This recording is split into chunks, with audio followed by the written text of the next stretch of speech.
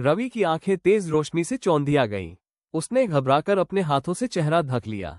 कमरा अब पहले जैसा अंधेरा नहीं था। रोशनी के साथ एक अजीब सी गर्माहट भी महसूस हो रही थी, जैसे किसी ने उसे किसी ठंडे बर्फीले पहाड़ से निकालकर धूप में रख दिया हो। जब उसने धीरे धीरे अपनी उंगलियों के बीच से देखा तो वो अवाक रह गया। उसके सामने एक आकृति खड़ी थी, सफेद वस्त्रों में लिपटी, चमकती हुई। उसका चेहरा स्पष्ट नहीं था, लेकिन उसके चारों ओर एक दिव्य आभा थी। रवि के अंदर एक अजीब सी शांति महसूस हुई, लेकिन तभी वो शायद जोर से चीख पड़ा, तो यहां नहीं हो सकता। यह मेरा अधिकार क्षेत्र है। रवि ने देखा कि वो काली छाया अब पीड़ा से छटपटा रही थी।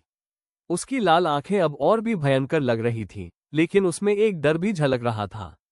सफेद प्रकाशमयी आकृति ने शांत स्वर में कहा, अंधकार का अस्तित्व केवल तब तक है जब तक प्रकाश नहीं आता। अब ये जगह तुम्हारी नहीं रही। साया क्रोध से चिल्लाया और पूरे कमरे में अंधकार फैलाने की कोशिश करने लगा, लेकिन वह रोशनी इतनी शक्तिशाली थी कि उसकी हर चाल नाकाम होती जा रही थी। रवि को महसूस हुआ कि उसके शरीर से भी एक अजीब बोझ हटता जा रहा है। उसने धीरे धीरे अपने पैरों को देखा, वो अब कांप नहीं रहे थे। डर जो उसकी नसों में लहू की तरह दौड़ रहा था, अब कहीं गायब हो गया था। लेकिन क्या ये साय का अंत था, या ये कोई नई शुरुआत थी?